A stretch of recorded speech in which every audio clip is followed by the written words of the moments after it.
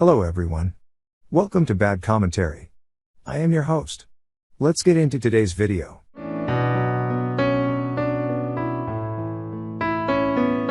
Loki Episode 3, out now on Disney Plus and Disney Plus Hotstar, felt very much like an installment of The Mandalorian.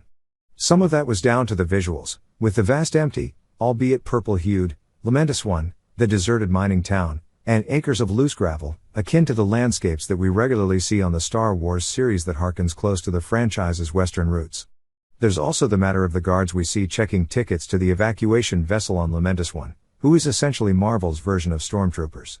And then there's the setup of Loki Episode 3, Loki and Sylvie trying to escape a desperate situation, that can be repeated ad infinitum should Loki end up being an ongoing series. All this has been enabled by Loki's gimmick of Sylvie using apocalyptic events to conceal her actions, which also results in a cliffhanger of sorts at the end of Loki Episode 3. It's also quite short at 36 minutes that you may not have realized in all the hullabaloo until it abruptly ends.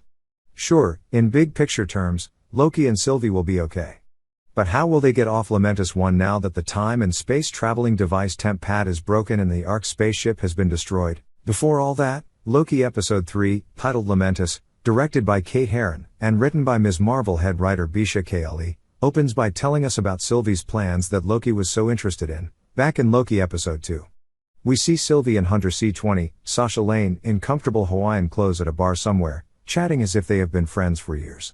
The sly Sylvie has questions for her though: how many people are guarding the timekeepers, and how do I find the elevators? They are gold, which puts C-20 off and makes her realize that she doesn't actually know Sylvie.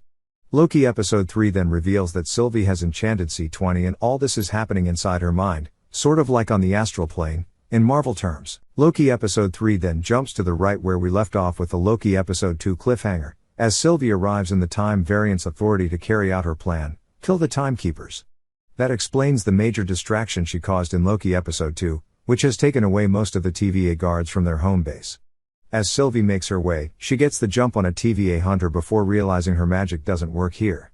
She then evaporates or knocks them out with their own weapons.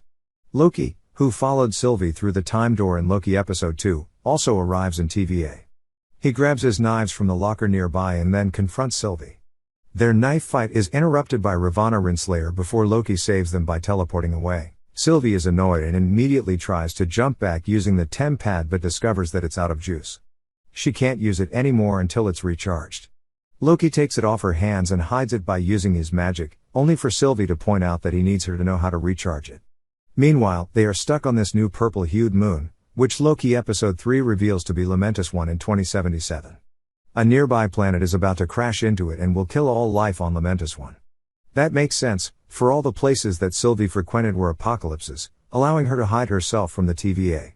Sylvie wants to kill Loki for stranding them, but he calms her down and proposes a truce. As they make their way to a nearby mining town on Lamentis One, Loki wonders why she doesn't like being called Loki or Variant. Loki is not a name she identifies with anymore, that means it's her given name anyway, and has since adopted the alias Sylvie, a name that has ties to the Loki mythology in the Marvel Comics. But Sylvie was never a Loki variant in the comics. She also seems to have a very different background on Loki, though to be fair, Loki Episode 3 tells us very little. But enchantment being her primary power does mean Sylvie could end up being called the Enchantress, as in the comics.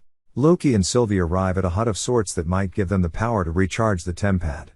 Sylvie opts for a more confrontational entrance which doesn't work for her as the woman inside, Susan Gallagher, blows her away with a sonic weapon. Loki tries to be cleverer. He first talks her down and then transforms into her late husband, having seen a photo of them through the window, but the woman blows him off too. Her husband was never as sweet, she shouts at Loki.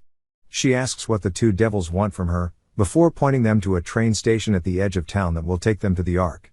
But getting tickets won't be easy, she notes. With a combination of each other's magic though, they sneak onto the train. Inside, they have the first heart-to-heart as they talk about their respective mothers, how they were adopted, and their love. Loki talking about his mother gets to Sylvie because she doesn't remember hers. The conversation on Loki Episode 3 then moves to past lovers, which confirms that Loki is bisexual, though it's obliquely hinted at, not said. They then decide to rest, given they've got more disguising and stealing to do later.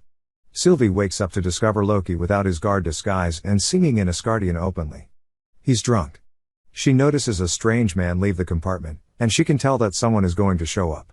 Loki thinks Sylvie is being paranoid, who points out that it's thanks to the omniscient fascists, she means the TVA. Sylvie's concerns turn out to be real, as a bunch of guards shows up to demand their tickets. The drunk Loki tries to conjure up tickets but fails, pushing the duo into a fight.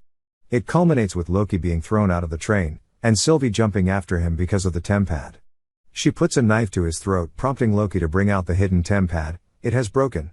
Sylvie reprimands him for being drunk. Loki says he's hedonistic in response. She is also hedonistic, Sylvie protests, but never at the expense of the mission. What mission? Loki scoffs, you can't beat the TVA. Sylvie is really angry at Loki though, lets out a scream, and then sits on a nearby dirt mound, dejected that they are going to die on Lamentus One. Why don't they try to get on the Ark and make sure it takes off? Loki wonders. With a new plan in place, Loki and Sylvie begin the long walk to the Ark. Loki wants to know how her enchantment works. He's told her so much but he doesn't know anything about her. Sylvie terms its tactical advantage, but Loki protests that he wants to trust her. Pressed, Sylvie finally explains what enchantment entails. It's really about how strong someone's mind is, which leads to an accidental revelation. Before C20 joined TVA, she was a regular person on Earth.